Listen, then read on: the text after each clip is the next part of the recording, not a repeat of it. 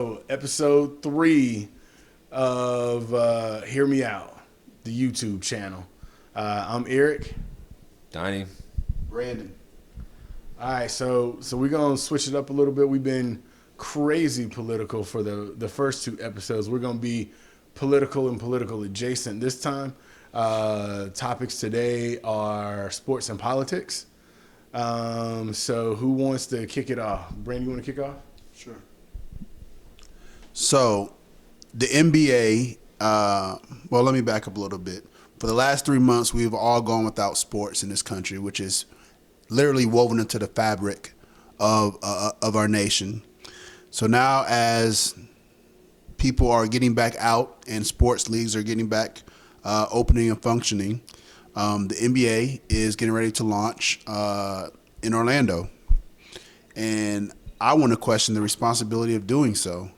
Are sports so important in our nation that we are going to literally put hundreds, if not thousands, of people at risk just for the entertainment of our country?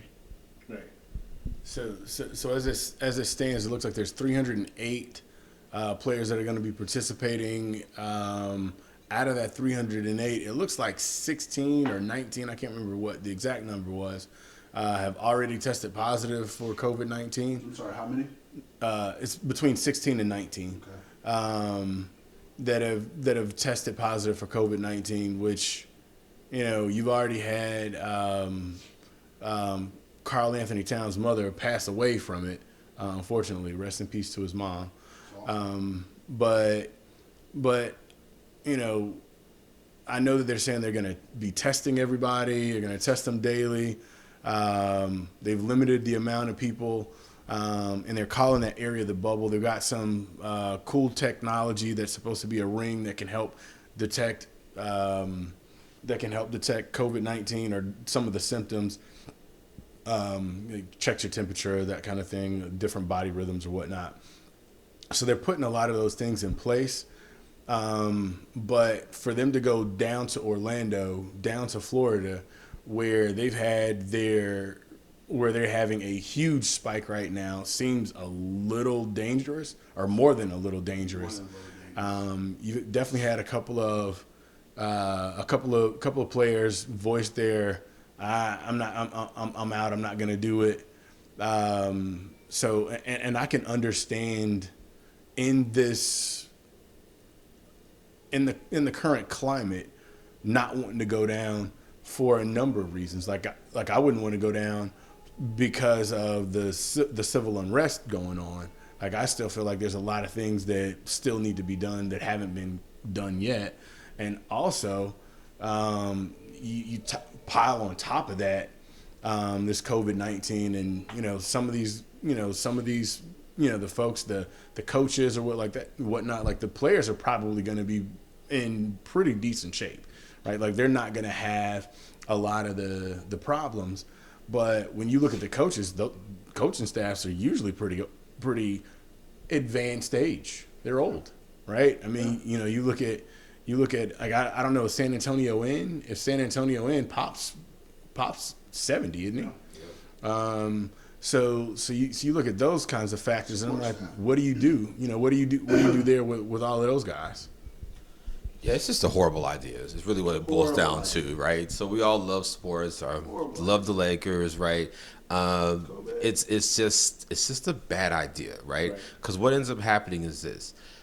Yes, the players are protected. The players are tested, right? Rah, rah, rah. And then after, so many days, it's only going to be 6 teams that are going to be down there. But what's not happening is the people that work within the Disney staff, right? The Disney employees, you can't make them stay in your bubble. So they're going home. They're going to, doing their thing. Their families are going, doing their things. They have people coming in, visiting them. And so you can't mandate what happens with them, which is where the problem comes in, because if they clean everybody's room, then it's an issue, right? And so we just don't know enough about it to be responsible enough to say that this is a good decision, because literally somebody could play for a week and have it, and affect 2 or 3 other teams, and then now you just have a outbreak because you wanted to have a champion and you wanted to finish your season, and it's just not the responsible thing to do. I think that Morehouse calling off their season as well as football season as well as cross country, their 2 fall sports, I think that's responsible for them to do that, and I think more people will be doing that as you see more university football players teams or teams that players are testing positive. Clemson had 20 players. It's real, and so we're trying to pretend like it's not real because we have this love and this passion, and we're all like cooped up indoors, and we want this. But what we want the money. But at the end of the day, we really want people to be alive and to be safe. Right. I definitely agree with that. I definitely will echo sentiments on that one.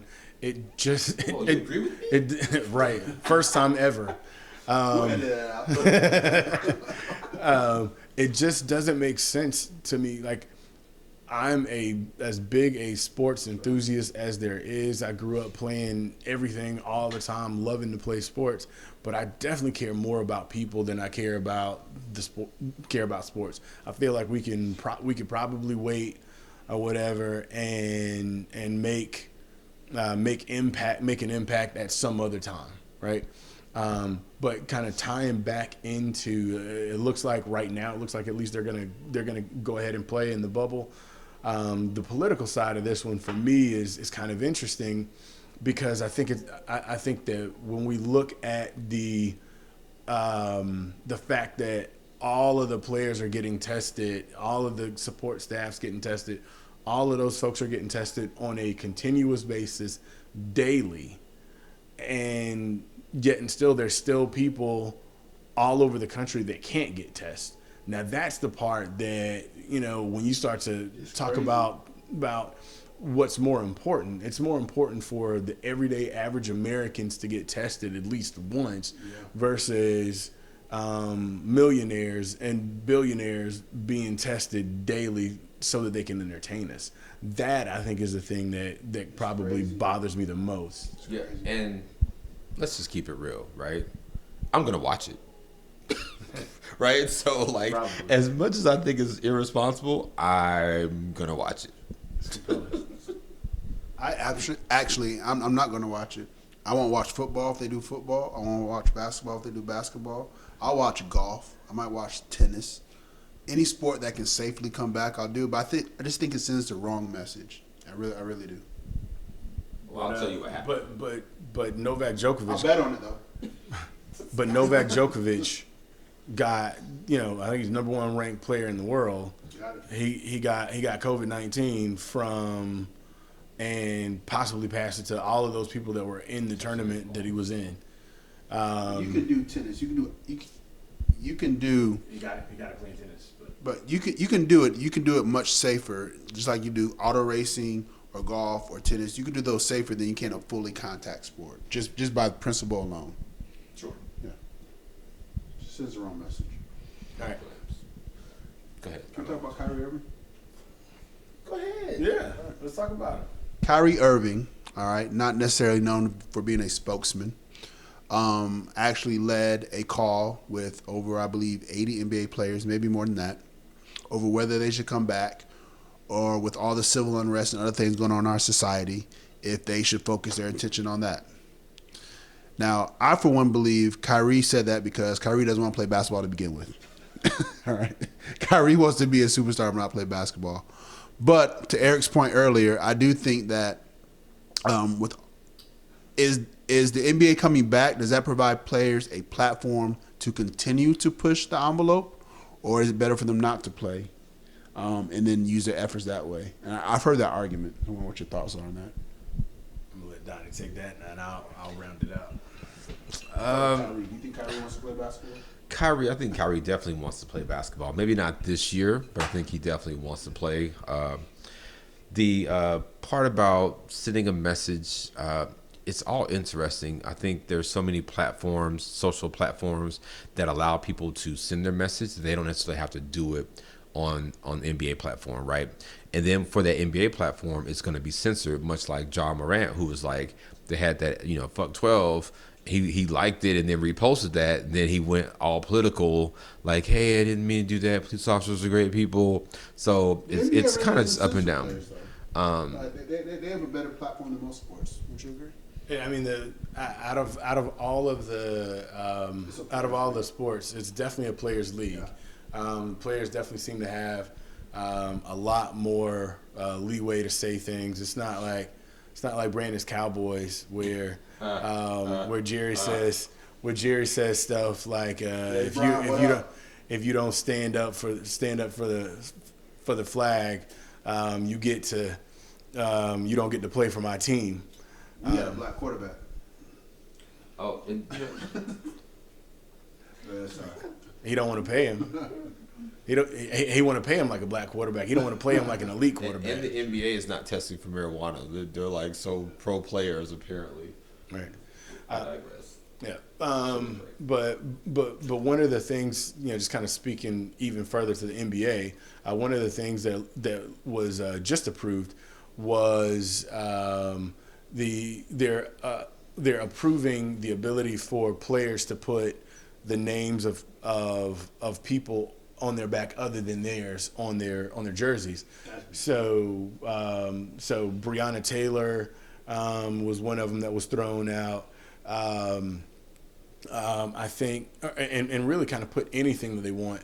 I think Spencer Dinwiddie from the Brooklyn Nets said that he wanted to put trillion on the back of his because his number is 26. So 26 trillion is the amount of the U.S. debt.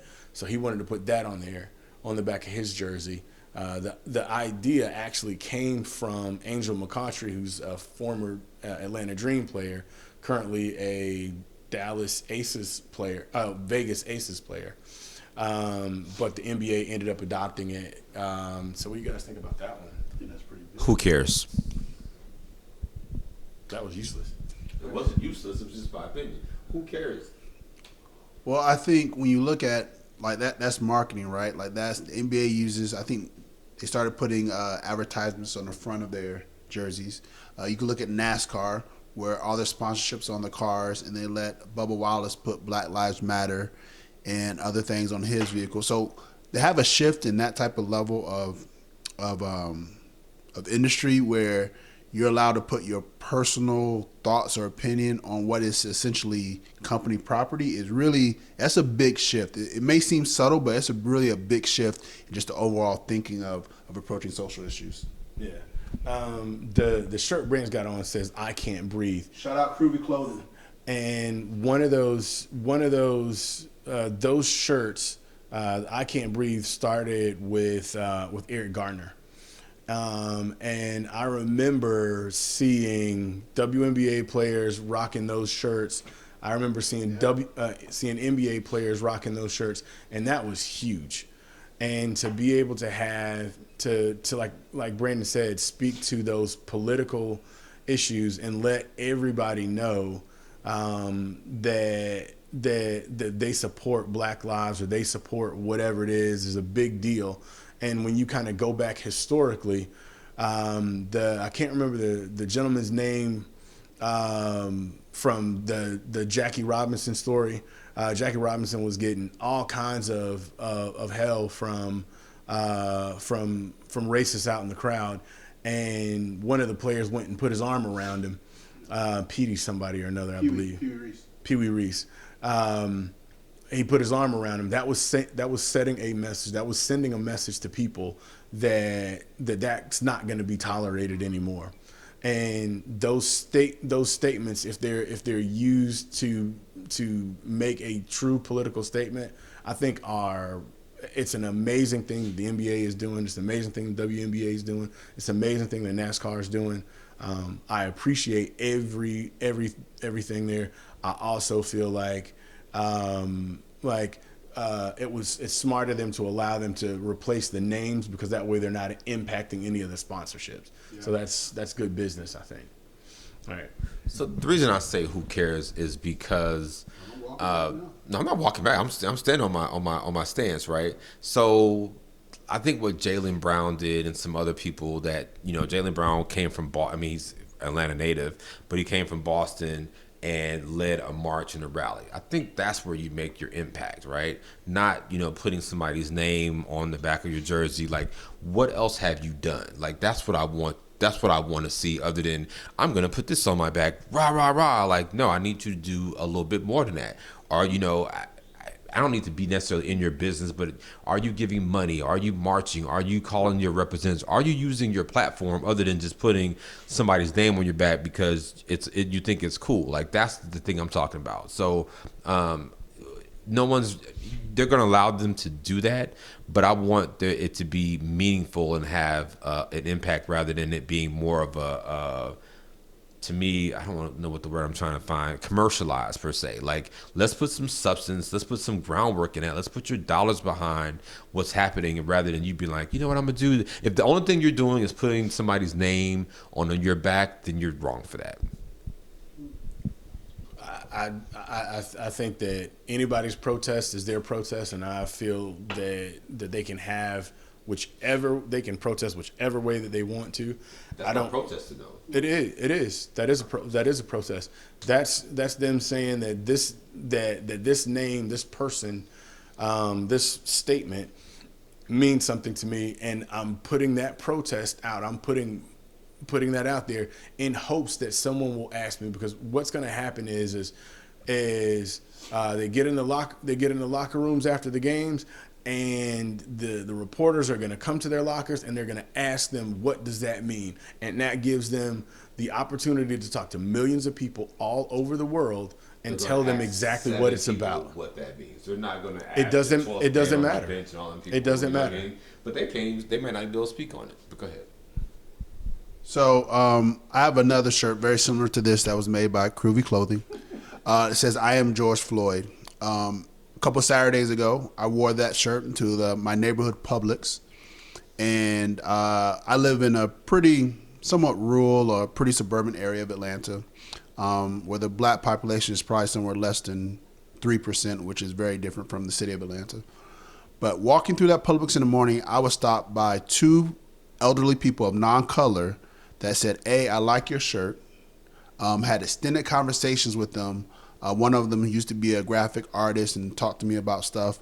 But I had two separate occasions where I brought awareness just by wearing that shirt, and was able to foster dialogue with people that are very different from me and have an open conversation about the issue. And I think that's what happens just by putting those names on the back of the shirt, because there's no such thing as a wasted level of awareness. I would agree with that one. All right. Next thing is, should Colin get a job? With everything that's going on, does Colin Kaepernick deserve a job, a shot at a QB job in the NFL? I think if he's one of the best 32 or 64, or how many quarterbacks do they carry on the roster, yeah, he deserves a job. Personally, I would like to see Colin Kaepernick move past that level of employment and do something more impactful. I think he helped spark a huge movement in this country. I would like to see Senator Kaepernick maybe. So yeah, does he deserve a job? He should. Was Roger Goodell, should he be celebrated for coming out and saying that? I think if he would have said that 2 or 3 years ago, it would have made more of an impact than saying it now.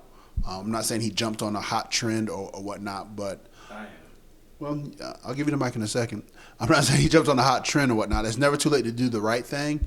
But I kind of hope Colin Kaepernick realizes, if he's really as dedicated to the issue as he's obviously presented it to be, there's probably other ways for him to push his agenda forward. But if he says, "Hey, I want to make several $1 million playing NFL football," then that's his right as well. So I absolutely believe that Colin Kaepernick's probably better than 60 than at least 30 other quarterbacks in the league. There are Chris Winky's still in the league, I think, right? I don't know, but there are definitely some noodle arm quarterbacks there that I know that Colin Kaepernick is probably better than. And shout out Matt Schaub. Definitely, he's definitely better than Matt Schaub. Shop's not. No. But definitely, I believe he should get a job. Seeing the workout from last year that was kind of weird and kludgy or whatever, but it still showed he had the arm strength, still showed he had the accuracy, still showed he was in shape. I think he should. Still 31 years old, which is not old. It's not old for a quarterback. Between 27 and 32, I think, but we can debate that one. Tom Brady's 63, I think 65, something like that. Well, I don't think he's not gonna win a ring this year. What up, Go? Tommy terrific.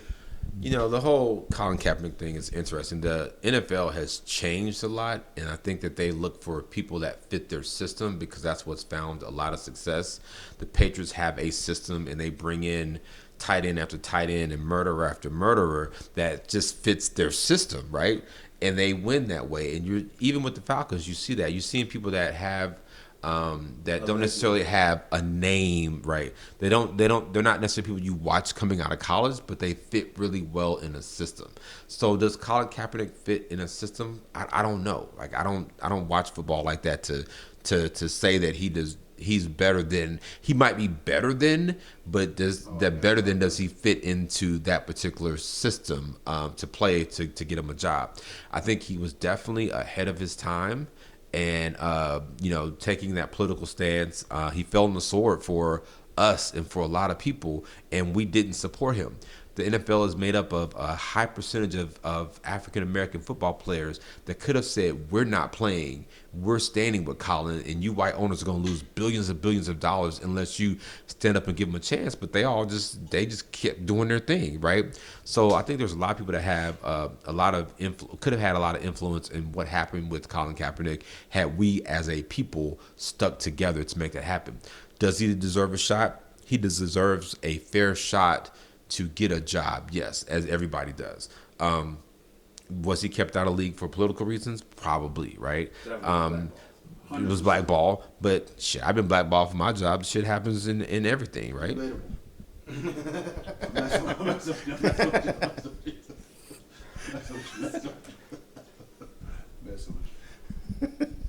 All right, so I did my part to support Colin. I haven't watched the NFL game in I think 3 years probably. Wow. I would wear my Falcons gear every Sunday. I hadn't worn a Falcon shirt or anything, and I still love the Falcons. And I still, if some Falcons information comes across my timeline, I'll still glance at it. But I don't support the NFL in any way, shape, form, or fashion. That changed now? That is definitely true. That's a good question. I'm still trying to figure out. I mean, with Roger Goodell, saying that he made a mistake, that the league made a mistake, that they were on the wrong side of history, that makes me more inclined to watch NFL. And with them putting, I think, a sizable donation out there, that's helped me as well. But I'm still on the fence about it. I'm still trying to figure out when we're going to get to see more black coaches, when we're going to see more black GMs, when we're going to see black owners, because the league is 70+% players are 70+% black, and there's no black owners at all in the NFL. And the numbers for general managers and head coaches are minuscule, and they've been at the same levels for the past 20+ years. So it's easy to give people a pass and go, oh, well, you said something, but actions speak louder than words all the time to me. I couldn't add any more to that. All right, cool. So we'll jump to speaking about Confederate icons being removed from college campuses. And I'm glad, I hope we see more of this happen. yes, this might have been a part, or this was a part of our history, right? But like someone says, you don't see statues of Hitler throughout Germany. I've never been to Germany, but you don't see statues of Hitler throughout Germany, and that was a major part of their history too. And so I think everything that's happening is kind of an eye-opening and an awakening to say that we don't need to support those things. Yes, they happened, and we can read about them in a book, but we don't need to support them and acknowledge these people and for what they've done and how they oppressed people and kept people down. So I'm glad to see that, and I hope this happens more. Do not at me, Black America, but these are my thoughts on this. I do not believe in removing history from the books or from our world. I do believe that there are appropriate places for the Confederate flag, for statues of Confederate leaders or what have you. Should those things be placed in front of state capitals or in places where fifth grade classes go on field trips that have minorities or anybody for that matter to see it? No. But I do think those monuments, those statues, do belong in either places of learning or museums because it is part of history. And I think anytime where you try to remove history from a civilization, you are doomed to repeat it in some form or fashion. So the same way I think that not necessarily monuments, but references to slaves on slave ships shouldn't be removed, I believe the same thing that Confederate statues shouldn't just be thrown in the bottom of the ocean. It was a part of our history, in my opinion. In the UK, that they have it here. The bottom of the ocean? Yeah. Well, I was just using that as an example, not that it actually happened. I mean, Yeah. that's news to me, but so yeah, should they come down out the center of Birmingham? Absolutely. Many of those statues were put in place during the Jim Crow era as a reminder to try and push minorities back. Those aren't statues that have been around for hundreds of years. They were done with an agenda. But they do belong because that's part of our history, and you cannot ignore that. I believe that's actually a part of Marxism, as I learned today from a good friend. So be very careful trying to remove history because you will be doomed to repeat it in some form or fashion. Do not at me, Black America. He not Get his Get him. He not even on social media, so you can't add him. First of all, but this is gonna surprise you. I mean, I agree that we should not be that we shouldn't be celebrating, the Confederate generals and soldiers and things like that. Flag shouldn't be flying or whatever. Those things are tantamount to treason. That's the reality, right? That rebel flag is endemic or is an emblem of fighting against America. So that was the whole thing. They were fighting against the Union, right? And that Union is the United States of America.